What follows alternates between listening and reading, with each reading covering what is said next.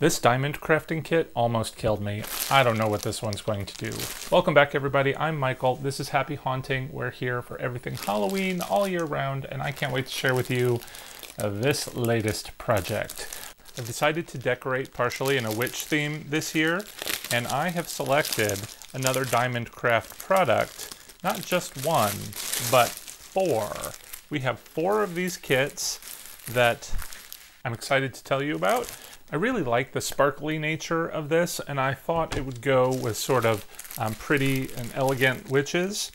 And that's kind of the trick of my Halloween display this year. I wanted to do some decor in beautiful witches, but then have the evil, ugly hag witches around the corner, basically. So we have four patterns. Here's one, two,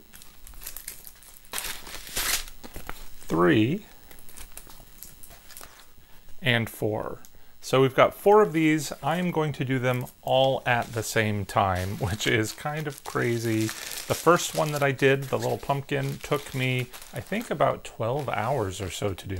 So we've got four of them. I'm thinking, if I'm right, that we're going to be able to do these a little bit more efficiently if we do them all at once. But here's your chance to leave me a comment below. Tell me how long you think it's going to take me to do this.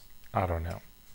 So it looks like, if you've never done one of these before, basically you've got this pattern and a whole bunch of these diamonds. Of course, they're not really diamonds, they're sparkly beads, but you know, you get the gist of it. So for instance, this one looks like it has 21 different colors. They're all kind of in that same range, 22, 18. So you've got a variety of them. You've got your diagram listed with the legend that corresponds to it in the corner. So basically we're going to take our little tool, press it into the wax, press it into the bead, and then press it onto the sticky paper, and that gives it a pretty good adhesion. So how big is this? We have about 88 across and about 123 or so. My eyes get a little blurry when I try and count them, so I'm not sure if that's right or not, but that comes out to, Alexa, what is 88 times 123? 88 times 123 is 10,824. Oh my gosh. So there are almost 11,000 of these that we need to place. Times 4, 44,000 of these beads. I don't know what I've gotten myself into, but there's no time to waste. We need to get started. So I've laid out the four designs and separated the beads into individual trays. I've already hit my first snag. So as we can see, the beads are labeled individually with numbers corresponding to the design and then the number on the legend. And I have discovered that the numbers, although these are very similar, do not actually correspond to all designs. So these are different purples. This number one over here is a pink, so you can't use the same number one on every single design, which I thought I was going to do to save some time. Now I'm not so sure. So I think I'm still going to try and do it based on the number. I'm going to go in order on each one. I'm just not going to be able to sort of assembly line them as I thought I was going to do. First thing we need to do is pull off the cover sheet. That's going to reveal the sticky aspect of the picture. Go ahead and open up number one. Just going to cut off the top of it, and I'm going to, when I'm finished, put it back in the tray and keep these all in number order. That way, when you inevitably find you've forgotten or you've missed one, you can just easily find the number and pull it right back out. So what we do is we take our beads, put them in the tray. There are usually a number of extra beads, and by number I mean quite a significant number. I think they said there's 10 or 30% more. So next thing we need to do is take our applicator. We're going to take off the cover of the wax. I actually went and bought a number of extra waxes. You can buy more on Amazon if you like. So this kit came with 2 sets, but I find I don't like to skimp on it. It's a lot easier to keep it heavily waxed. It will pick up the beads a lot easier. So we're just going to basically press it on top of the bead. That picks it up. And as you can see, there is a shiny and a dull side to the beads. The duller side is the flat side. That's not what we want to press. We want to press it on the faceted shiny side and then stick the dull side down onto the paper. Looking here on the legend, we see number 1s correspond to 1, and that's going to be the case down through the first 8 or 7 numbers, and then they start going in letters instead of double-digit numbers. So we're going to look for number 1s. And right offhand, we can typically see they're grouped together a lot. You will see them here and there as outliers, but for the most part, you'll find them all in the same place. So I'm just going to take my applicator with the bead on it and press it straight onto the number 1. Push it down to make sure it's secured, and there we've begun. You can use the applicator several times before you need to re-wax it. So I'm just going to press it onto another bead, and then come down and press it onto the next number 1. And now we just need to do that several thousand more times until we've finished. So let's get busy.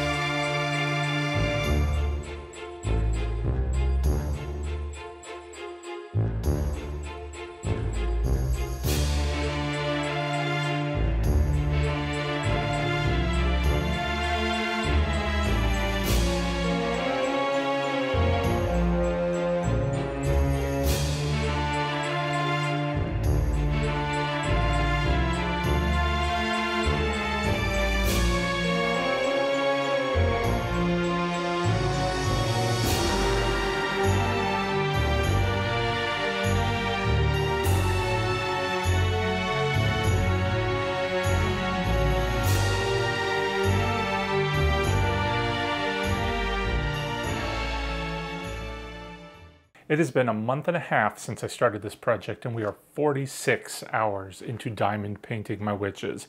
But I'm happy to say I'm finished. We've got 2 here, and we've got 2 here, and look how sparkly they are, and I think they're going to go great with my elegant witches. I did end up buying a new pen to help me with this project, and this is a double-sided pen. It came with a couple of different tips here. So, you know, I found when I was using the generic pen that it came with, that it kind of, you know, it's hard to work with. It kind of hurts after a while, and you have to point it straight down. One thing I liked about this pen, it's got the built-in sort of comfort grip, but it has a curved pointer so that it's a little bit easier to place. And I learned how to use the multi-placer tool, which I didn't do on my last project. So you can, actually, it looks like you can end up, you know, loading up, looks like maybe a dozen or so at a time and putting them on there. But I found placing 3 at a time was actually pretty comfortable for me. Any more than that, you got to kind of fix them once you put it on there. And I did not enjoy that. So I am overjoyed, though, to say I am finished. As I tap and run my hands across this, like just now, sometimes the beads pop off because it's hard to get them positioned where they are tight and making sure that they're pressed into the glue. All right, I got those rogue drills pressed back into place, and that is what they're called, apparently, in the diamond painting community, of which there is an extensive amount of YouTubers that do just diamond paintings. It's kind of crazy. So I watched some of those videos. It's very entertaining, I would say. It's relaxing. Maybe relaxing is a better term than entertaining. But I need to move on because the more I look at it, the more sort of imperfections I find and I want to fix. One of which is a lot of them I see are actually upside down, which makes them not stick. But part of that is depending on the light that you have, it can cause glare and make it a little hard to see as you're working. And that was the case for me in my kitchen. So I think we need to get these framed before we mess them up anymore. Now, because I like to change up the artwork in my display year after year, I was going to take these lenticulars that I had from a previous display and just use them for the witches. I think this green, which is just a fluorescent green painted on the black frame, which glows under black light, looks really nice with the purple. But the problem that we can see offhand is that the top and the bottom are fine, but you get the white border on the sides, which means we would need to put a matte all the way around it, which would further cut down the image size. Not really thrilled with that, especially after all these hours I put into making these things. I want them to be shown as they should be. So I actually looked online to see what should I do in this instance, because this is such a weird size. It's like 13.5 inches by 9.5 inches. And lo and behold, when I Googled frames for diamond paintings, they make them for these weird paintings. So I bought a 4-pack on Amazon. It was like $35, I think. And let's see how well this will work. It's definitely plasticky. It's not the highest quality frame, but I certainly think it'll work. Let's go ahead and open up the back. Taking out the mat, let's just place it on. And it looks like it is a perfect fit, which I am so grateful for. We don't have to cut it like we did the last one. Let's go ahead and take the film off the frame. This isn't glass, obviously. It's just a sort of acrylic.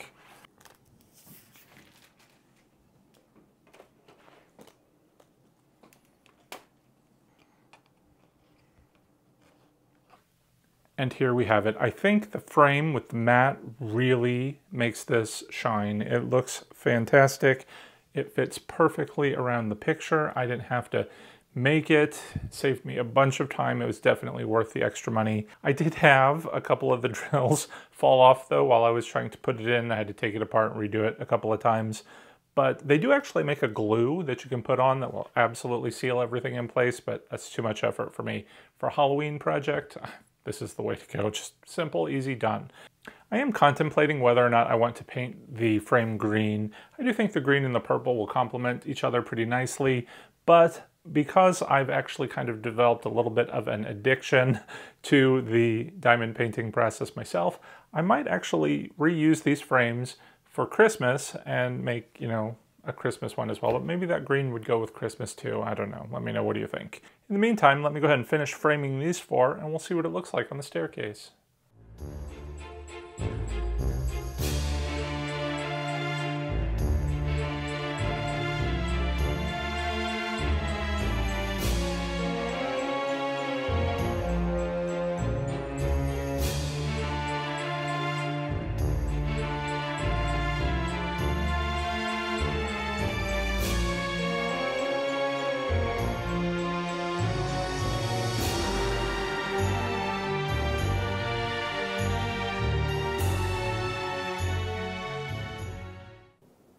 So here we are. What do you think? I actually ended up taking the plastic covering off all of the frames because it caused a lot of glare from the windows and the light in the room.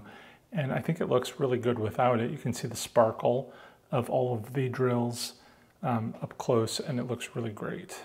I'm not sure if this is actually where it's going to end up. My original concept was to actually have it downstairs where people might be a little bit more up close and personal with it. So you're going to have to stay tuned to see where it actually ends up in the display. Before we go, I did want to say a special thank you to all the patrons who help support the channel. If you're interested in joining our Fright Club, be sure to check out a link to my Patreon page in the description below. That's going to do it for today. Thanks for watching, everyone. Until next time, take care and happy haunting.